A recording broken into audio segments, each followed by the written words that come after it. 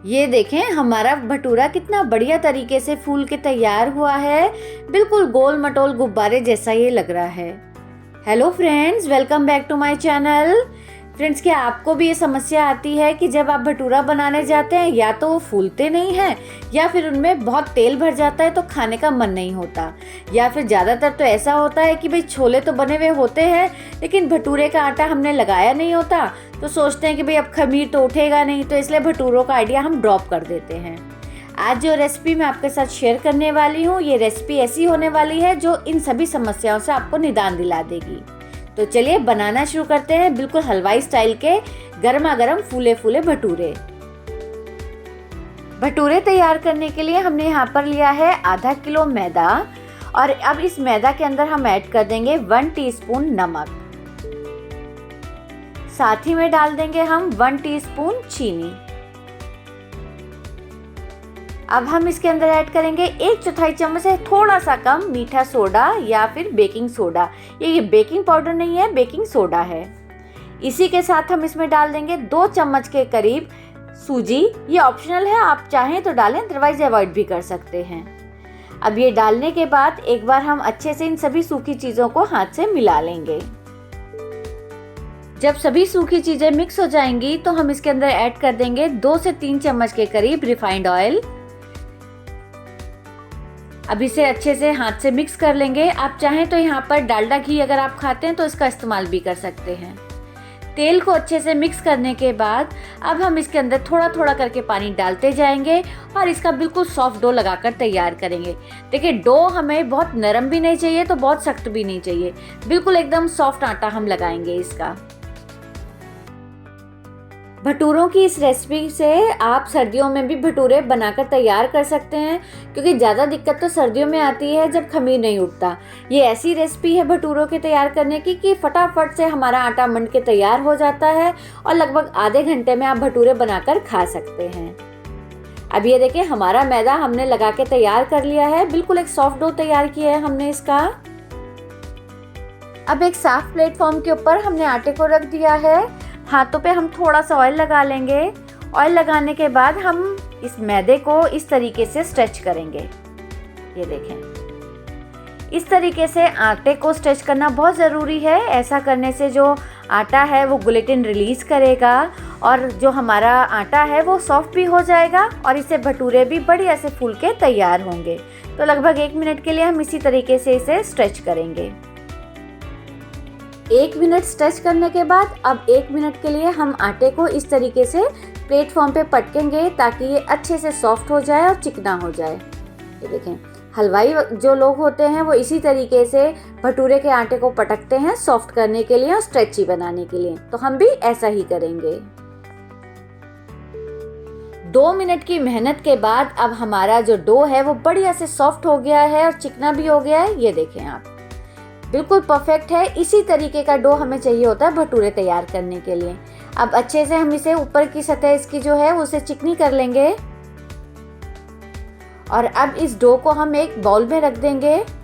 थोड़ा सा हम ऑयल लेंगे और ऑयल को चारों तरफ लगा देंगे इस डो के ऊपर, ताकि जो हमारा ये डो है वो सूखे नहीं। अब हम इसे ढक के 15 से 20 मिनट के लिए छोड़ देंगे रेस्ट के लिए, ताकि जो हमारे भटूरों का आटा है वो सेट हो जाए। 15 मिनट के बाद अब हम आटा खोल के चेक करेंगे। वैसे देखिए, मैंने इसे क्लिंग रैप से ढका था, आप चाहें तो किसी प्लेट से ढक सकते हैं, लेकिन ध्यान रखिएगा आटे पे हवा नहीं लगनी चाहिए ताकि ये पपड़ाए नहीं। ये देखिए, हमारा आटा बहुत बढ़िया से सॉफ्ट हो गया। आप देख रहे होंगे कितना ये बढ़िया आटा तैयार हो गया है हमारा।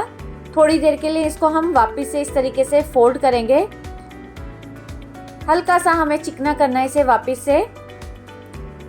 अब ये देखें, आटा हमारा तैयार हो गया है। अब हम इससे लोइयां तैयार करेंगे। लोइयां तैयार करने के लिए ये देखें, इस तरीके से मैंने थोड़ा पोर्शन निकाला है और ये देखें, इस तरीके से हमने इसको ऊपर से चिकना करना है और ये अंगूठे और उंगली के बीच में दबाते हुए इस तरीके से हमें एक लोई तोड़नी है। ये देखिए, बहुत ज़रूरी है इसी टेक्निक से आप भटूरों के लिए लोइयां तोड़ें, क्योंकि ऐसा करने से क्या होगा, ऊपर की जो सतह है ना लोई की वो बिल्कुल चिकनी रहेगी और हमारा जो भटूरा है वो बिल्कुल भी फटा हुआ नहीं बनेगा। अब ये देखिए, हाथ से गोल करके हमने यहाँ रख दिया। फिर दोबारा से हम ऐसी लोई बनाएंगे। ये देखिए, ऊपर से चिकना करा इस तरीके से अंगूठे और उंगली के बीच में से दबा के हमने लोई तोड़ लेनी है। ये देखें, एक तो इससे ये होगा कि एक ही साइज की लोइयां टूटेंगी और बिल्कुल चिकनी होंगी।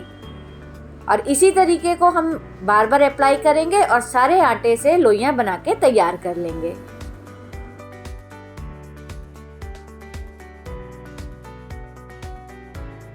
चलें, हमने लोइयां सारी तोड़ ली हैं।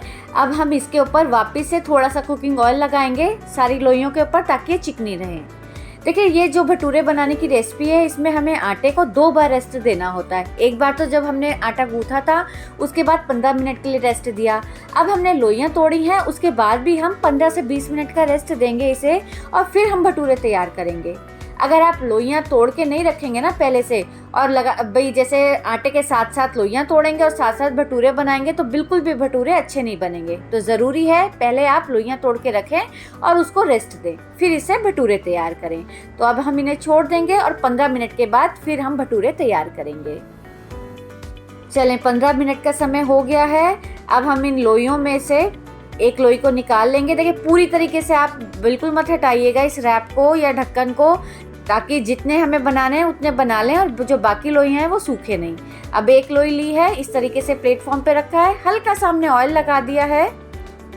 अब ये देखें, मेरी रिकमेंडेशन तो ये है कि जो पतली वाली बेलनी होती है ना, उससे आप भटूरे बेलिएगा। जो रोटी वाला बेलन होता है ना, वो ज़्यादातर मोटा होता है, तो उससे भटूरे ना इक्वल नहीं बेलते हैं। तो ये जो पतली वाली बेलनी होती है ना, इससे अगर आप भटूरा बेलेंगे तो एक तो पतला मिलेगा एकदम, और एक सार होगा चारों तरफ से। अब देखें, इस तरीके से हम इसे भटूरे की शेप दे देंगे। चलें, भटूरा हमने बेल लिया है, लेकिन इसे बेलने से पहले हमने कढ़ाई के अंदर तेल डाल के गर्म होने के लिए रख दिया था। ये आधा किलो के करीब तेल है।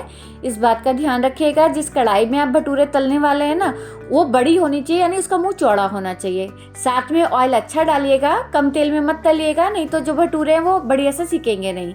और मोस्ट इम्पॉर्टेंट टिप ये है कि भटूरा डालने से पहले ऑयल बहुत गर्म होना चाहिए, यानी तेज गर्म तेल में हम भटूरा छोड़ेंगे। ये देखिए, हमारा जो तेल था वो गर्म हो गया था, हमने भटूरा डाला है, हल्का सा प्रेस किया है और ये देखिए फूल के ऊपर आ गया है। अब इस भटूरे को पलट देंगे और दूसरी तरफ से भी हम इसे गोल्डन होने तक तल लेंगे। इसी प्रोसेस को रिपीट करते जाएंगे और बाकी भटूरे भी हम इसी तरीके से तल लेंगे। देख रहे हैं ना कितने बढ़िया से हमारे सारे भटूरे फूले हुए तैयार हुए हैं। तो बस अब देर किस बात की है, छोले हमने पहले ही तैयार कर लिए थे। अगर आपको मेरे छोलों की रेसिपी भी ट्राई करनी है ना, तो डिस्क्रिप्शन बॉक्स में मैंने इसका लिंक डाल दिया है, ज़रूर ट्राई कीजिएगा। भटूरे भी हैं, छोले भी हैं, तो बस गर्मा गर्म एंजॉय कीजिए। अगर वीडियो पसंद आई हो तो लाइक कीजिए। इसी के साथ थैंक यू फॉर वॉचिंग।